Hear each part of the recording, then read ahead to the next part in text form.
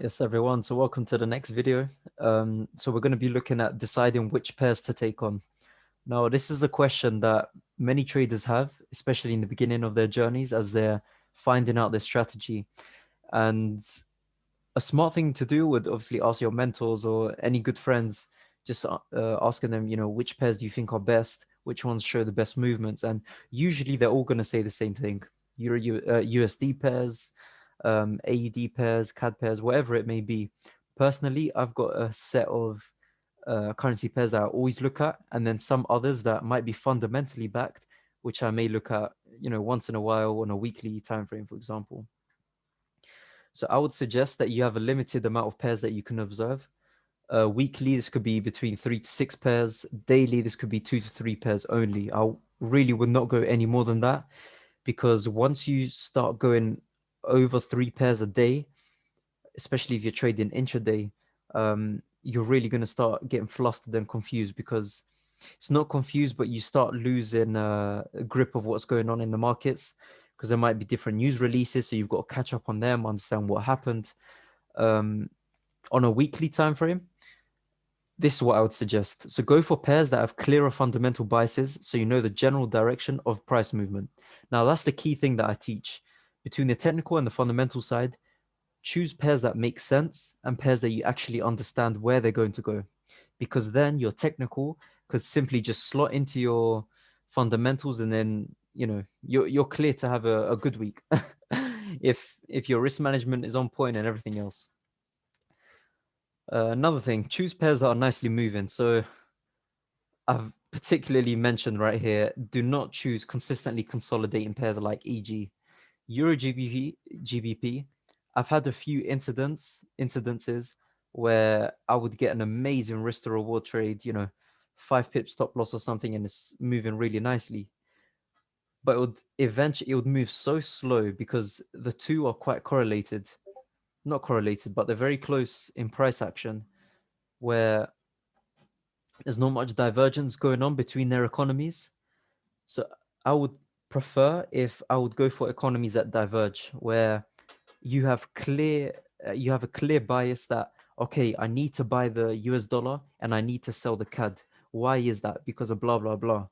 Now, once you've got that, you understand, yes, these pairs are the best. And then obviously analyze these pairs and prepare areas of interest for them. Um, you know, you've seen the way I analyze. Blue boxes are for new areas, normal points of interest, green sometimes for breaker blocks, liquidity voids in there, liquidity, equal lows, equal highs, retail trap lines, like trend lines, just these basic things. And then when it comes to daily, use the intraday price model that I've taught you, in the time and price section, which pairs present the best opportunities. Another thing, look at your weekly analysis and see if price gets to your point of interest. You can do this through setting, what do you call it? Like what is it? Time reminders. So when it gets to a certain price, you can do this on TradingView. If you get TradingView Pro, I think you can do unlimited amount, or it's like 80 or something ridiculous. But if you just got the free version, you can only do it for one. But if you're around on the charts anyways, you don't really need the Pro version. So you can just wait for your points of interest to get activated and you just see what happens there. And then, like I said, only keep your eye on 3 pairs maximum. You'll do so much better in the long term. Having too many pairs daily is too distracting and you can't work efficiently. And the thing I love to say to people when they message me, like on DMs on Instagram, like, you only need a few good trades a week, especially with only a few pairs. You don't need 100, because you're more likely to get confused and lost in the fundamentals, and with everything that's going on. All you need, I mean, I've seen people where, even me for a while, I was just doing EU for a long time until I discovered more of the fundamental side and understood, okay, if I look at other pairs, I could have much longer holds, and understanding the differentiating economies.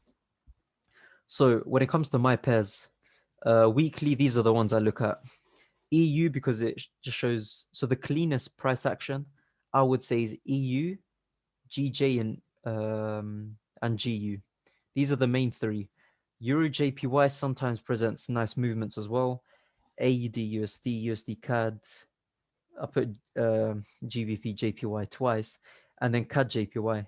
CAD JPY is a very nice one because fundamentals for that are very clear to understand. Unlike some others, maybe where USD CAD might be a bit harder, for CAD JPY, they differentiate quite a lot. When it comes to daily, the three I look at, like I said, EU, GU, and GJ. And then why? Because they're most consistent. They follow the trading plan that I set out. So once I see Asian consolidation, I can map out the rest of the day, understanding what London presents as well.